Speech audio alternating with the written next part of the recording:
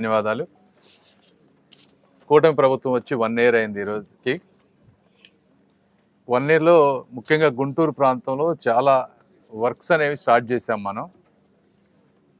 ఈ వర్క్స్ అనేది implementation, coordination అక్కడక్కడ ఇష్యూస్ ఉన్నాయి.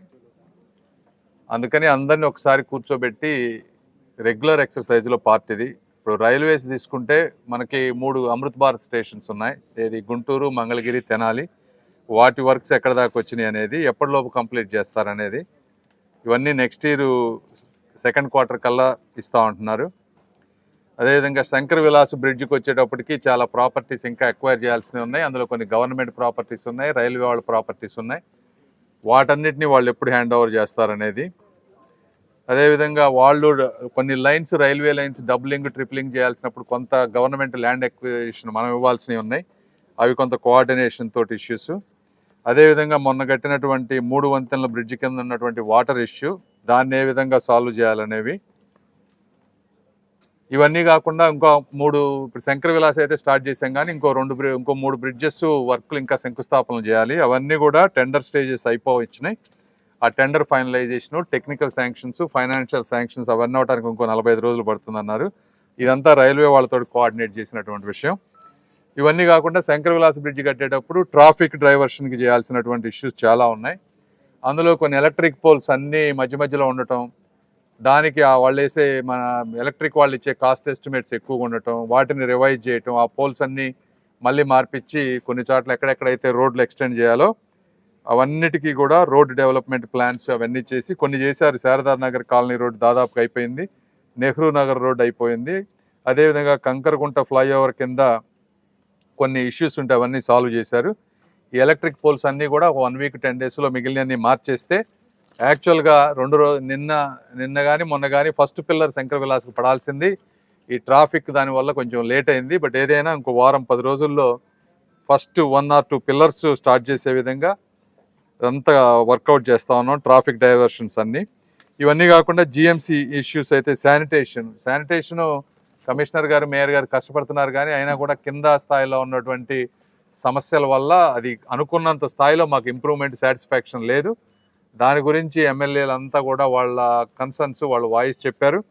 దీనికి కొన్ని ప్రొసీజర్లన్నీ కొన్ని వర్క్ చేస్తూ ఉన్నాం. అడిషనల్గా ఇంతకుముందు స్వచ్ఛ భారత్ మిషన్లో డంపర్ బిన్స్ తీసేయటం, అవి ఎక్కడ వేయాలో తెలియకపోవటం వల్ల ఎక్కడ పడితే అక్కడ పడేయటం, ఇవన్నీ కొన్ని ఇష్యూస్ ఉన్నాయి. ఆ డంపర్ బిన్స్ అన్నీ మళ్ళీ తీసుకురావటం.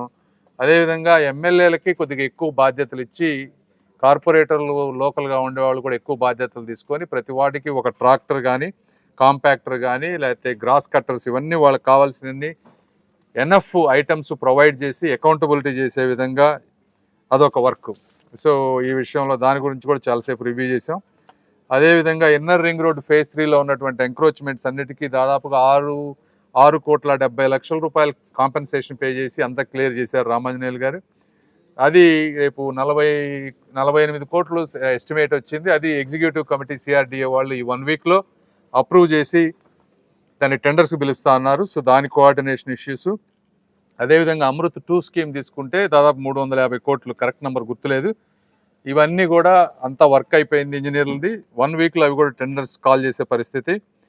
గోరంట్ల వాటర్ ట్యాంకు అది చూస్తే మీరు ఆల్రెడీ కనెక్షన్స్ ఇచ్చి వాటర్ అంతా వస్తూ ఉంది చాలా వరకు. అయితే ఆ ట్యాంకు ఇన్కంప్లీట్గా అయిపోయింది, అది కూడా 6-7 ఏళ్ల నుంచి.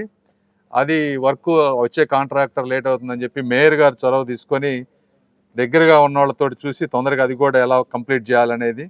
అదేవిధంగా బొంగరాల బీడు ల్యాండ్, నల్లపాడు, నార్ల వెంకటేశ్వరరావు గారి ఆడిటోరియం, ఈ 3 కూడా డెవలప్ చేయాలనుకున్నాం. వాటన్నీ డిఫరెంట్ డిపార్ట్మెంట్స్లో ఉన్నాయి. అవన్నిటిని మున్సిపల్ కార్పొరేషన్ పరిధిలోకి తీసుకొచ్చి వాటిని కంప్లీట్ చేసే విధానం.